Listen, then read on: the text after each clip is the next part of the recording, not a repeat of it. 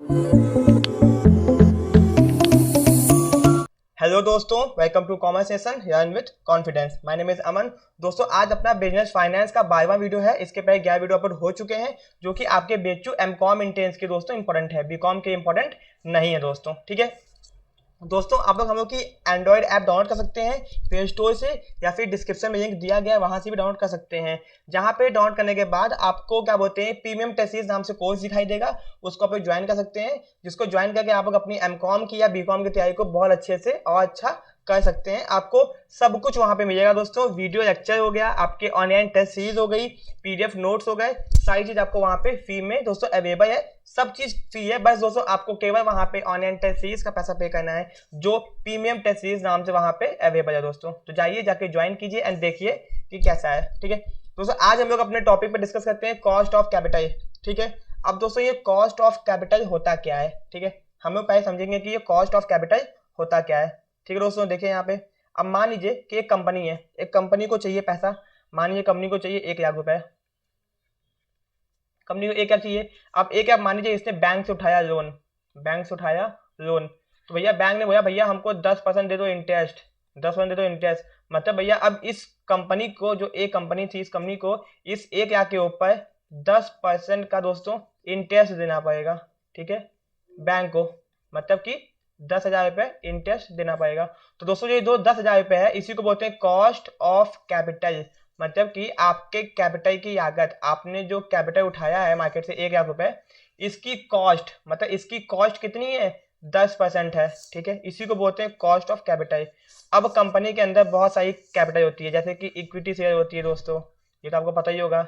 Debenture होती है, ठीक है, उसके बाद प्रीफरेंस शेयर होती है। तो अब इन सब की जो कैपिटल, ये सब आप मान लीजिए किसी कंपनी ने पैसा उठाया इक्विटी शेयर से, किसी ने उठाया डिबेंचर से, किसी ने प्रेफरेंस शेयर से, तो भैया उनकी कॉस्ट कितनी है, मतलब उन कंपनियों को उसके ऊपर कितनी कॉस्ट पे करनी पड़ रही है। ठीक है, तो इसी को बोलते हैं कॉस्ट ऑफ कैपिटल। ठीक है दोस्तों, आपको समझ में आ चुका होगा कि ये कॉस्ट ऑफ कैपिटल का मतलब होता क्या है। दोस्तों, एक कंपनी को कम से कम अपनी कॉस्ट ऑफ कैपिटल को तो अर्न करना ही पड़ता है। कहने का मतलब दोस्तों यहाँ पे ये है, मान लीजिए कि एक कंपनी ने 1 लाख रुपये उठाया है, ठीक है, इसको इसके ऊपर 10% का कॉस्ट ऑफ कैपिटल कम से कम कमाना ही कमाना है, मतलब देना ही देना है, इसके ऊपर इंटरेस्ट देना है। तो भैया कम से कम इसको कॉस्ट ऑफ, इसको जो ये प्रॉफिट कमाएगी, इसके प्रॉफिट का परसेंटेज हमेशा 10% से ज्यादा होना चाहिए, 10% से कम नहीं होगा दोस्तों। क्योंकि अगर मान लीजिए इसको 1 लाख पर 10%, 10,000 देना है इंटरेस्ट, और ये 10% कमाई है या उससे कम कमाई है, तो इसको प्रॉफिट तो हुआ नहीं, लॉस हो गया। एंड ये अपनी कैपिटल की कॉस्ट को भी नहीं चुका पाएगी कंपनी। ठीक है, तो आपको मतलब समझ में आ गया होगा। अब हम लोग आते हैं सीधे टॉपिक के ऊपर दोस्तों। तो यहाँ पे कुछ इंपॉर्टेंट नहीं है दोस्तों, ये देखिए, the cost of capital is the minimum, मतलब कि कंपनी को मिनिमम इतना पैसा कमाना ही पड़ेगा। ये रिक्वायर्ड रेट ऑफ रिटर्न, दोस्तों ये बहुत इंपॉर्टेंट है, minimum required rate of earning, cut off rate, जिसको कट ऑफ रेट भी कहते हैं, ऑफ कैपिटल एक्सपेंडिचर। मतलब कंपनी को कम से कम अपनी कैपिटल का कॉस्ट तो कमाना ही पड़ेगा, अगर वो नहीं कमाएगी तो वो लॉस के अंदर पहुंच जाएगी। दोस्तों ये आपको पता होना चाहिए, ये वर्ड पूछेगा सीधे कि minimum required rate of return which a company must earn, जो कि कंपनी को कमाना ही कमाना है। क्योंकि अगर कंपनी उतना भी नहीं कमाएगी तो वो जो पैसा उठाई है उसके ऊपर इंटरेस्ट या फिर जो भी उसको वापस करना है वो कैसे वापस करेगी। ठीक है दोस्तों, तो आपको समझ में आ गया होगा। ये डेफिनेशन है, डेफिनेशन से यहाँ पे बस आपको ये याद करना था। ठीक है, अब दोस्तों यहाँ पे एक एग्जांपल दिया गया है। ठीक है, सपोज कि कॉस्ट ऑफ कैपिटल निकालना कैसे है। इंटरेस्ट, अगर आपको किसी भी कैपिटल के ऊपर इंटरेस्ट पे करना है, या फिर डिविडेंड अगर आपने इक्विटी से उठाया है, इनटू 100 अपॉन कैपिटल रिसीव्ड, आपको कितना पैसा मिला था। सपोज कि आपको 1 मिलियन मतलब 10 लाख मिला था दोस्तों। ठीक है, एंड आपको उसके ऊपर 90,000 पे इंटरेस्ट पे करना है। ठीक है, तो यहाँ पे फॉर्मूले पे रख दीजिए 90,000 इंटू 100 अपॉन 10 लाख, 9%, मतलब कि आपको 9% का कॉस्ट ऑफ कैपिटल है। मतलब आप जो प्रॉफिट कमाएंगे वो प्रॉफिट 9% से ज्यादा होना चाहिए। ठीक है, तो ये आपका 9% क्या हो गया, cost of capital, minimum required rate of return, जो कंपनी को कमाना ही कमाना है। ठीक है दोस्तों, अब आते हैं हम नीचे, देखते हैं कि यहाँ पे क्या है। ये देखिए, अब दोस्तों यहाँ पे मैं कुछ बातें बताऊंगा, उसको आपको नोट डाउन करके रखना है, अपना खुद का आप लोग नोट्स बनाते जाइए। ठीक है, in operational term cost of capital refer to discount rate, इसको डिस्काउंट रेट भी कहते हैं, इसको डिस्काउंट रेट भी कहते हैं दोस्तों। ठीक है, that is use to determine, जिसकी मदद से हम लोग डिटरमाइन करते हैं present value of estimated future cash proceed, कि भैया फ्यूचर में कितना आपको पैसा आने वाला है। हम लोग कॉस्ट ऑफ कैपिटल की मदद से ये अंदाजा लगाते हैं कि फ्यूचर में कितना पैसा हमको मिलने वाला है दोस्तों, ठीक है। यहाँ पे एंड दोस्तों इससे आपकी प्रोजेक्ट, जो आपका बिजनेस का प्रोजेक्ट है वो वर्थ है कि नहीं, वो सही है कि नहीं, उसमें फायदा होगा कि नहीं, ये भी पता चल जाती है, ठीक है। अगर किसी बिजनेस की कॉस्ट ऑफ कैपिटल क्या बोलते हैं ज्यादा है एंड प्रॉफिट मार्जिन कम है, तो भैया बिजनेस तो बेकार है, ठीक है दोस्तों। इसका मीनिंग में देख लीजिए, minimum rate of return that a firm must earn, जो कंपनी को कमाने का माना अपने इन्वेस्टमेंट के ऊपर, for the market value firm to be even unchange, अगर कंपनी ने इतना नहीं कमाया, ठीक है, इतना नहीं कमाया, कंपनी की मार्केट वैल्यू डाउन हो जाएगी दोस्तों, ठीक है। अब दोस्तों यहाँ पे कुछ और चीजें हैं, जितना बताए बस उतना ही नोट कीजिए, ज्यादा कुछ नहीं पढ़ना है आपको, ठीक है दोस्तों। ये देखिए यहाँ पे आपको ये नोट डाउन करना है कि कॉस्ट ऑफ कैपिटल को वेटेड कॉस्ट ऑफ कैपिटल भी कहते हैं, कंपोजिट कॉस्ट ऑफ कैपिटल भी कहते हैं, कंबाइंड कॉस्ट ऑफ कैपिटल भी कहते हैं दोस्तों, ठीक है, इसको आपको याद रखना है। In other words internal rate of return that a firm पे टू प्रोक्योर, ठीक है, पे टू प्रोक्योर फाइनेंसिंग, मतलब भैया कंपनी को जितना मिनिमम पे करना ही पड़ना है, कंपनी को इतना मिनिमम पे करना है, ठीक है, internal rate of return internally पे करना ही पड़ना है, ठीक है।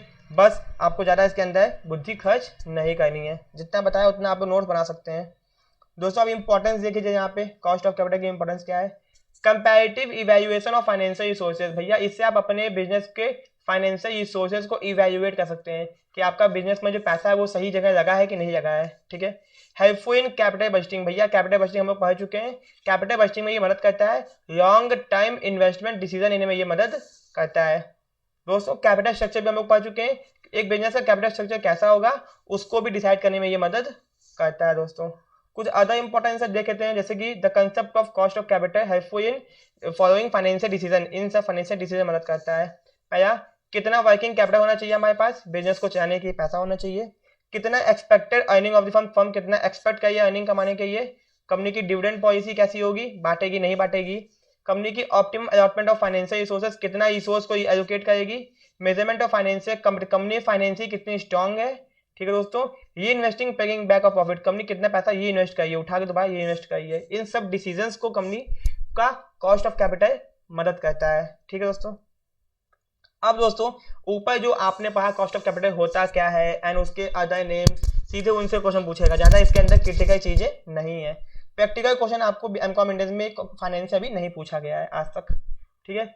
अब दोस्तों आपको देखिए कॉस्ट ऑफ डेप्ट की, डेप्ट मतलब डिबेंचर की कॉस्ट कैसे निकालनी है। डिबेंचर में भी दो होंगे, रिडीमेबल और इरिडीमेबल।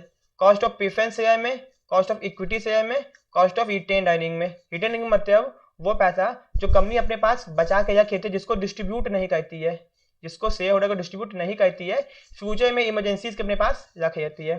तो इन सब की कॉस्ट ऑफ कैपिटल कैसे निकलेगी, इनके फॉर्मूला क्या होते हैं, ठीक है दोस्तों। ज्यादा मत याद कीजिएगा, बस फॉर्मूला को देखिएगा इफ पॉसिबल, आपको याद नहीं करना, बस देखना है चीजों को, ठीक है। तो मेजरमेंट, अब पहले हम लोग देखेंगे डेप्ट। डेप्ट मतलब डिबेंचर की कॉस्ट ऑफ कैपिटल कैसे निकाली जाती है, तो सीधे फॉर्मूले पे आते हैं दोस्तों। पहला है कॉस्ट ऑफ परपेचुअल डेप्ट। दोस्तों परपेचुअल डेप्ट का मतलब होता है इरिडीमेबल, मतलब कंपनी ऐसा डिबेंचर इशू करती है जिसका पैसा कभी भी वापस नहीं करती है दोस्तों, ठीक है। यहाँ पे देखिए फॉर्मूला दिया हुआ है केडी, केडी मतलब कॉस्ट ऑफ डेप्ट 1/p इंटू 100। अब ये क्या है, केडी मतलब कॉस्ट ऑफ डेप्ट कैपिटल जो कि आपको निकालना है, आई मतलब दोस्तों इंटरेस्ट जो कि आपको पे करना है, एंड प्रिंसिपल डेप्ट अमाउंट जो कि आपने उधार लेके रखा हुआ है। मान लीजिए दोस्तों ये आपका आई इंटरेस्ट है, मान के चलिए 10,000 है, ठीक है, एग्जाम्पल के तौर पे आपने 1 लाख यूरो लेके रखा हुआ है, ठीक है दोस्तों, एंड 100, ठीक है। ये आप यहाँ पे देख सकते हैं, ठीक है, यहाँ पे आप इसको देख सकते हैं, तो ये आपका आ गया 10%, ठीक है।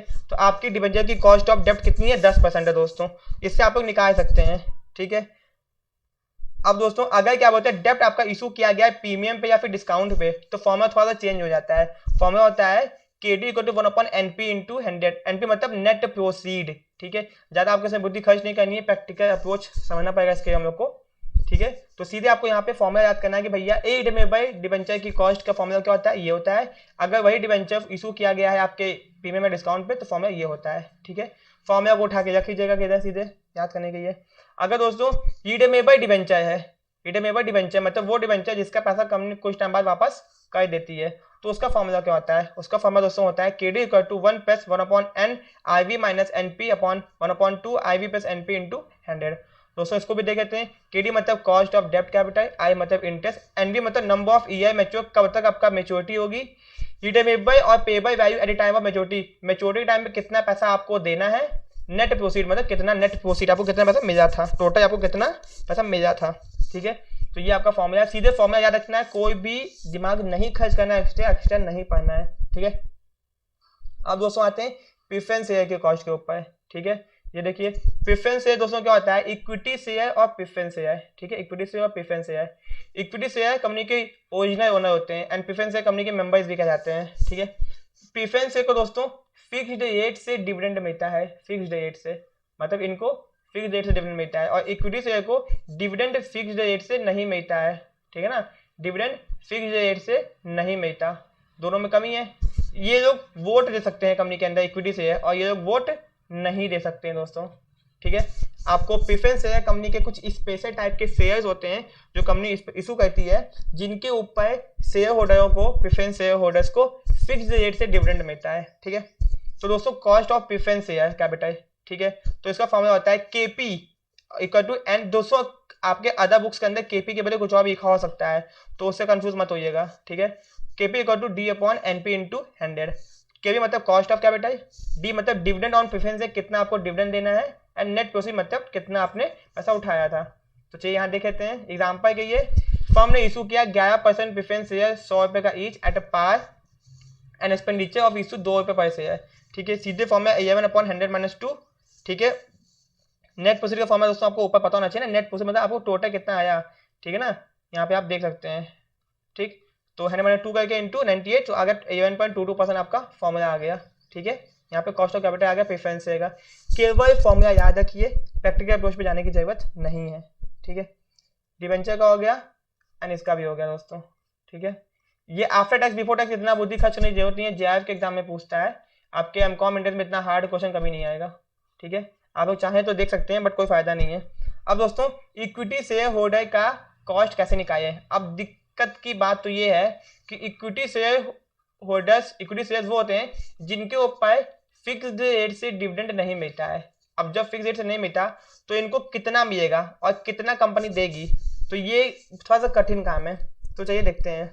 सबसे पहले कुछ शेयर होल्डर्स की एक्सपेक्टेशन हो, यहाँ पे पा लेते हैं। The calculation of cost of equity share is somewhat difficult, बहुत डिफिकल्ट है, as the rate of interest and dividend is not previously fixed, fix नहीं होता है इनको, इन या डिवेंचर ऑफ प्रेफरेंस शेयर की तरह। Moreover payment of dividend on equity share is not mandatory, और मैंडेटरी भी नहीं है कि देना ही देना है। therefore equity capital is termed as cost of free capital. दोस्तों ये याद रखिए, आप लोग इसको पूछ सकता है कि ये फ्री कैपिटल है, मतलब इस पे ज्यादा आपको कॉस्ट देनी नहीं पड़ती है, ये गलत फहमी है। ठीक है दोस्तों, बहुत ज्यादा फ्लक्चुएट करती है इक्विटी शेयर अपनी by some expert, but this is not correct, ये सही नहीं है। देखिए यहाँ कहा ना, एवरी इन्वेस्टर एक्सपेक्ट, सारा इन्वेस्टर जो भी इन्वेस्ट करता है वो एक्सपेक्ट करता है कि समथिंग इन रिटर्न उसको मिलना चाहिए अपने पैसे के बदले में। The expect return on investment is called cost of equity, इसी को बोलते हैं कॉस्ट ऑफ इक्विटी, जो वो एक्सपेक्ट करता है। एंड इसके हिसाब से भी, बिजनेसमैन के हिसाब से भी यही बात होगी कि वो जितना देना चाहता है। Generally equity investor have the following expectation, क्या क्या एक्सपेक्टेशन होती है कि they would get fixed dividend per share in cash, उनको फिक्स मिले, एक्सपेक्टेशन होती है ये। The earning per share of investors would always increase, हमेशा उनकी अर्निंग बढ़ती है।